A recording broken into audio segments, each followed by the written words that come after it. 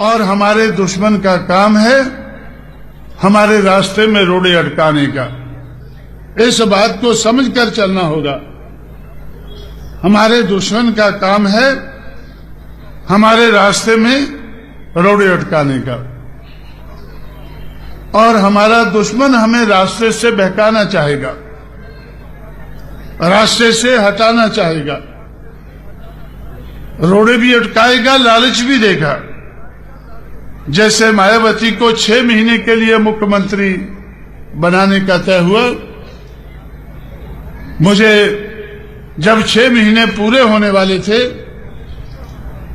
तो अटल बिहारी और आडवाणी मुझसे कहने लगे कि मायावती को 5 साल राज करने दो। मैंने उनसे पूछा कि इस मेहरबानी का कारण क्या है? हम तो 6 महीने के लिए तय किया था, आप 5 साल क्यों दे रहे हैं? उन्होंने कहा कि हमें ऐसा लगता है कि बहुजन समाज पार्टी अगर भारतीय जनता पार्टी के साथ मिलकर चुनाव लड़ती है तो हम पार्लियामेंट में 300 से ज्यादा लोकसभा के मेंबर चुनकर ला सकते हैं। आप हमारे साथ मिलकर केंद्र की सरकार को चलाएं और मायावती उत्तर प्रदेश की सरकार को चलाती रहे। मैंने उनसे कहा कि भाई, आपका लक्ष्य तो मुझे मालूम है, आप इस देश में हिंदूवता का बोलबाला करना चाहते हैं या नहीं चाहते हैं? पता नहीं आप चाहते हैं नहीं चाहते हैं, लेकिन हल्ला तो किया हुआ है कि हिंदूवता हमें उसका बोलबाला करना है। और मैं समझता हूं कि हिंदूवता जो आप कहते हैं वो मनुवाद का दूसरा नाम है। मनुवादी समाज व्यवस्था को आप टिकाए रखना चाहते हैं। मनुवादी समाज व्यवस्था को कांग्रेस भी टिकाए रखना चाहती थी, लेकिन बगैर बोले हुए।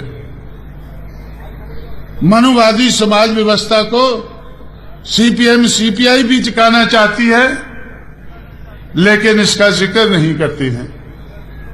लेकिन भारतीय जनता पार्टी तो खुला कहती है कि हमें मनुवादी समाज व्यवस्था को टिकाए रखना है, और कांशीराम और उसकी बहुजन समाज पार्टी कहती है कि हमें मनुवादी समाज व्यवस्था को हटाकर मटाकर मानवतावादी समाज व्यवस्था का इस देश में बोलबाला करना है। तो इस बात को ध्यान में रखते ही जिस दिन मायावती ने ओथ लिया, उसके दूसरे दिन ही हम लोगों ने परिवर्तन चौक बनाना शुरू कर दिया।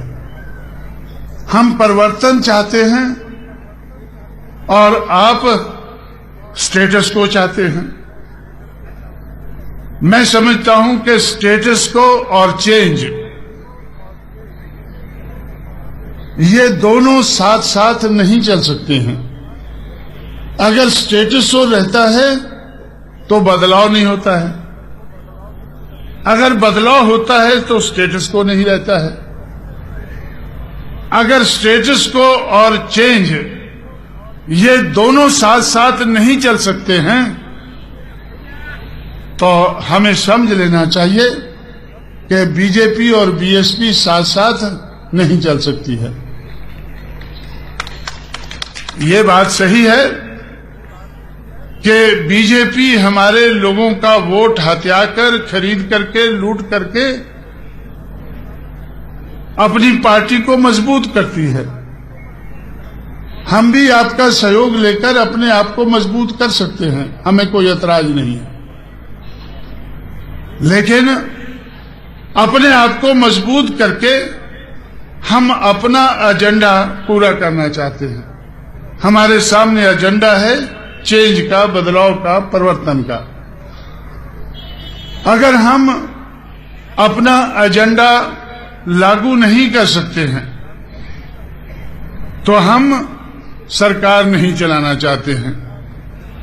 लेकिन केंद्र में बीजेपी सरकार चला रही है, केंद्र में बीजेपी सरकार चला रही है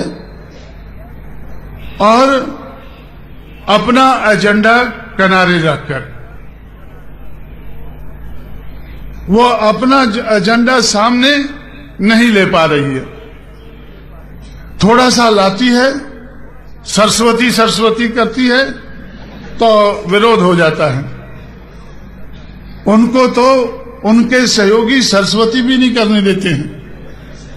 पता नहीं वो सरस्वती क्या होती है, क्या करते हैं, ये तो ज्यादा वही जानते होंगे।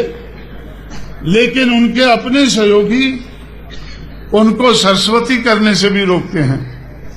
इतना सा भी वो एजेंडा पूरा नहीं कर पा रहे हैं, लेकिन फिर भी सरकार तो चला रहे हैं। जब ममता बनर्जी जैसी महिला उनको सरस्वती नहीं करने देती है तो मायावती कैसे करने देती? तो इसलिए मैं समझता हूं हमें भी इस बात को ध्यान में रखकर चलना है कि अगर हमें सरकार बनानी है, अगर हमें हुक्मरान बनना है, हमारे सामने लक्ष्य क्लियर है, हमारे सामने एजेंडा क्लियर है कि हमें इस देश में परिवर्तन लाना है। अगर हम परिवर्तन नहीं ला सकते हैं तो ऐसी सरकार चलाने से कोई मतलब नहीं है। बुद्धं शरणं गच्छामि। अंबेडकर मिशन चैनल आर्थिक समस्या से गुजर रहा है। अगर आप बहुजन समाज में बाबा साहेब अंबेडकर और तथागत बुद्ध की विचारधारा को अधिक से अधिक लोगों तक पहुंचाना चाहते हैं तो हमें आर्थिक सहयोग प्रदान करें, ताकि हम अपने चैनल के माध्यम से देश विदेश में समता, बंधुता, एकता और संवैधानिक अधिकारों को ज्यादा से ज्यादा लोगों तक पहुंचा सकें। आप अपनी सहायता राशि नीचे लिखे खाते में जमा करा सकते हैं। खाता धारक गौतम रत्ना, खाता संख्या 3169576865 IFSC कोड SBIN 0060336, बैंक भारतीय स्टेट बैंक। आप हमारे बैंक खाते का विवरण स्क्रीन पर भी देख सकते हैं।